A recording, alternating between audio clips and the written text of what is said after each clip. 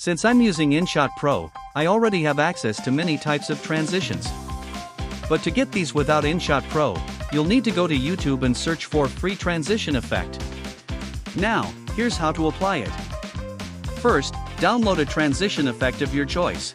Next, insert the downloaded effect from PIP, picture-in-picture, into the correct position.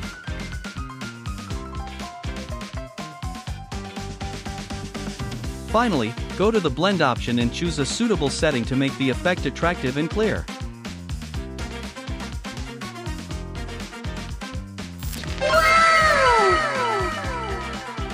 Since I'm using InShot Pro, I also have access to many types of effects. But to get these without InShot Pro, you'll need to go to YouTube and search for free effect overlay. You can also search for it under different names. Here's how to apply it. First, download an effect of your choice.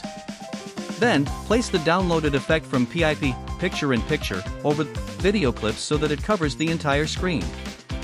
Finally, go to the blend option and select a suitable setting to make the effect attractive and clear.